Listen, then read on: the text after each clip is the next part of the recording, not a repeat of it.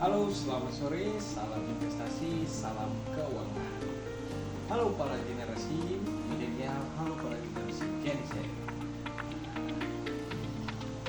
Hari ini kita akan membahas yang namanya investasi. Nah, kalau sebelumnya kita pernah membahas tentang keuangan, tentang cash flow, tentang cara penyusunan keuangan yang baik. Nah, kali ini kita akan membahas tentang investasi ya. Nah, mungkin dari video ini tidak panjang karena hari ini saya akan membahas beberapa poin penting buat para generasi milenial dan tentunya Gen Z yang akan melakukan investasi. Nah, pertanyaannya, apakah investasi itu penting pada generasi milenial, pada generasi Gen Z? Yap, jawabannya penting. Nah, dengan adanya investasi, banyak membantu orang dalam keuangan. Nah, rata-rata orang berinvestasi untuk memutar modal atau memutar keuangan agar keuangan para calon investor menjadi lebih baik. Nah, tapi sebelum kita membicarakan tentang pola investasi, maka harus tentunya ada kesiapan dana yang proper. Nah, bagaimana caranya untuk menyiapkan dana yang proper? Nah, salah satunya dana untuk investasi itu tidak boleh dengan catatan dengan dana hutang. Nah, jika terjadi indikasi dana itu dihutangkan untuk teman-teman berinvestasi, maka biaya bunga hutang tersebut cukuplah besar. Nah, jadi ketika teman-teman mendapatkan hasil investasi, teman-teman hanya memutarnya untuk membayar hutang. Nah, maka dari itu keuangan teman-teman harus stabil dulu, harus punya cash flow yang baik, harus punya penyusunan struktural keuangan yang baik, baru investasi akan kita bicarakan. Karena pada dasarnya ketika orang-orang ingin berinvestasi atau teman-teman ingin melakukan investasi, investasi itu ada di level 3. Level satunya adalah keuangan atau cash flow yang baik. Nah, maka dari itu teman-teman harus siapkan dulu dananya, keuangannya diperbaiki, masuk investasi. Kenapa? Ketika keuangan teman-teman sudah membaik, maka investasi teman-teman tidak perlu dikhawatirkan lagi, karena sudah jelas dan sudah pasti investasi teman-teman akan baik dan pemutaran modalnya cukup baik. Kira-kira sebelum teman-teman memasuki tahap investment atau investasi, apa yang harus dilakukan untuk teman-teman bisa melakukan investasi? Nah, ini pentingnya seorang perencana keuangan. Jika teman-teman berkonsultasi pada perencana keuangan untuk berinvestasi, maka perencana keuangan akan mengajukan teman-teman untuk membuat sebuah RFQ atau risk profile. Nah, dari risk profile teman-teman akan diarahkan untuk mengisi resume yang sudah disediakan oleh para perencana keuangan, sehingga teman-teman bisa membuat visi sesuai dengan profil teman-teman. Nah, kira-kira ciri-ciri orang dalam berinvestasi itu ada berapa ya?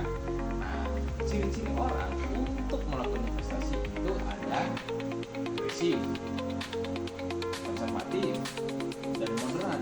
Nah, jadi tiga ini bisa ditentukan dari mana? Dari risk profile teman-teman. Nah, jadi ketika teman-teman ingin melakukan investasi, maka isilah dulu risk profile tersebut.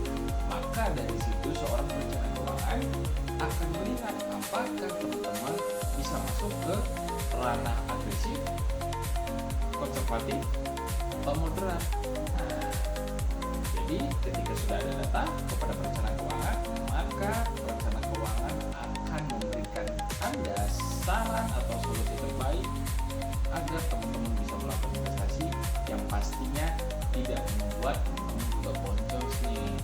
Nah, next, tahap berikutnya, kira-kira contoh dari investasi yang dimaksud apa? Apakah rumah, mobil, atau sejenisnya, sewa kendaraan? Nah, investasi itu banyak teman-teman.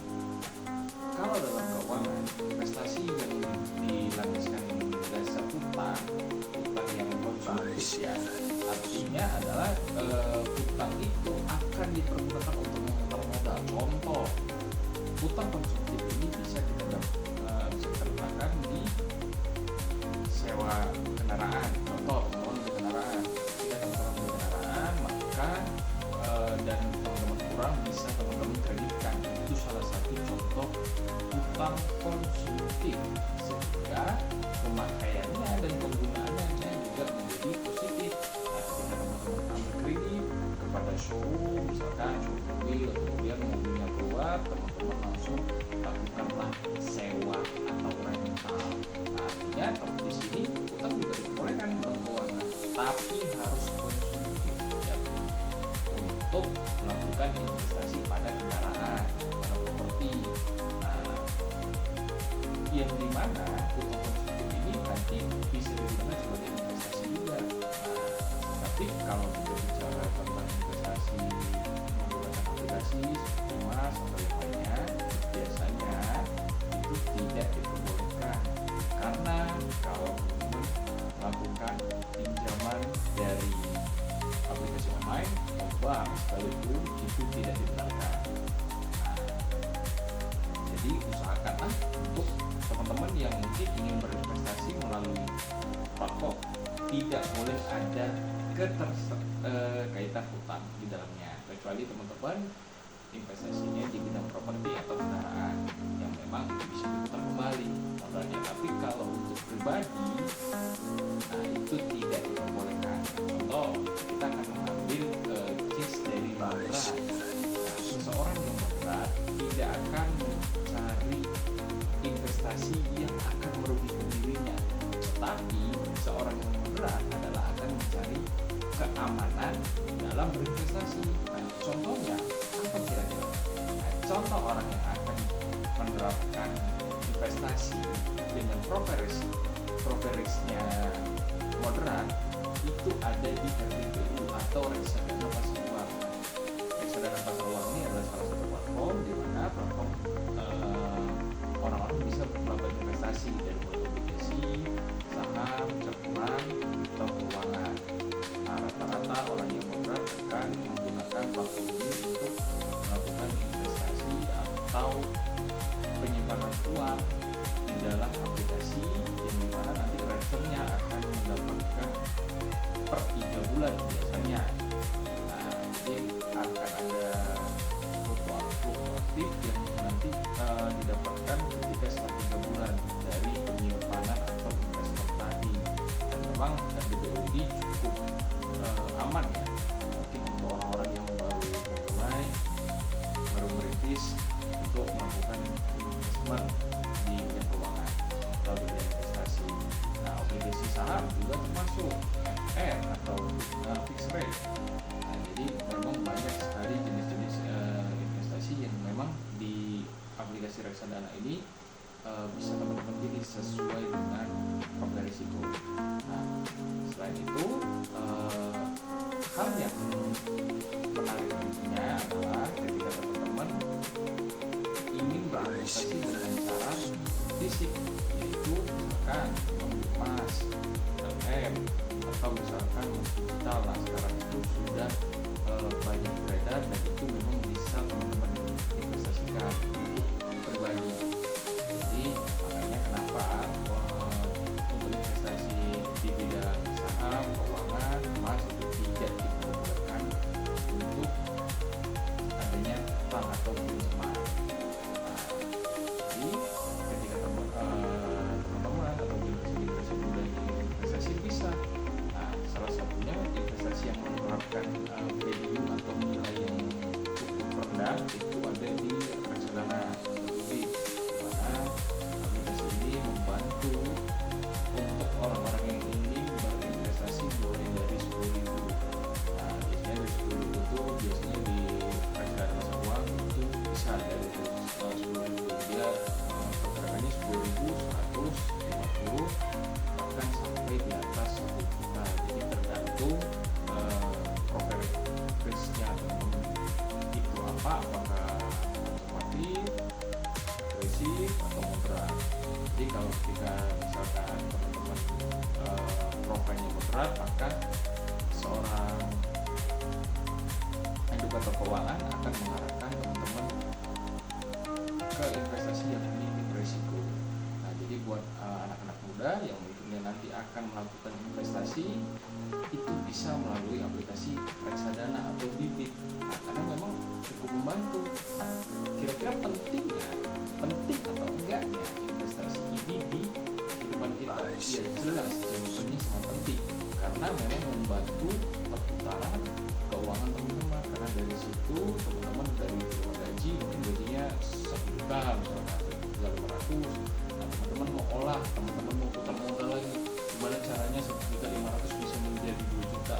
Ketika itulah makanya ada investment. Jadi investment produk, investment usaha, investment keuangan, investment pada SBN atau surat berharga negara itu banyak. Tapi untuk SBN, SR, SD itu biasanya mereka menggunakan siklus early redemption. Nah, jadi memang yang early redemption ini dengan mendapatkan kupon. Jadi biasanya memang mereka dapat kupon dulu, begitu sudah dapat barulah mereka rilis untuk melakukan investasi. Tapi kalau seperti reksadana pasar uang, obligasi, saham, dan atau reksadana campuran itu biasanya jarang ya, dan bahkan memang tidak ada sama sekali. Jadi memang untuk yang early redemption itu diletak di SR, ST gitu. Atau kupon itu biasanya ada di SBN, surat berharga negara gitu. Nah, jadi untuk generasi muda jangan takut lagi untuk melakukan investasi karena investasi itu sangat penting. Di balik penting, teman-teman juga bisa belajar nih cara berbisnis melalui platform digital. Kalau misalkan teman-teman malas nih untuk membeli saham di bibit atau di reksadana, bisa juga dialihkan ke emas seperti logam mulia gitu kan, atau mungkin ke emas digital ya kan. Nah, jadi karena memang dua media investasi ini memang sangat banyak dicari, terutama memang untuk pemutar modal atau tabungan. Tapi kalau emas biasanya bisa ditabung ya. Jadi tergantung kesiapan dana teman-teman ataupun profil dari teman-teman. Jadi kalau dananya sudah siap, profilnya sudah dapat, maka tidak ada salahnya untuk melakukan investasi. Maka dari itu, untuk ketika teman-teman ingin berinvestasi tidak boleh menggunakan uang dari hasil pinjaman, tapi menggunakanlah uang dingin. Nah, jadi memang uang dingin itu kategorinya adalah uang yang tidak pakai atau uang yang nganggur, itu silakan untuk teman-teman yang berinvestasi. Oke, mungkin sekian untuk video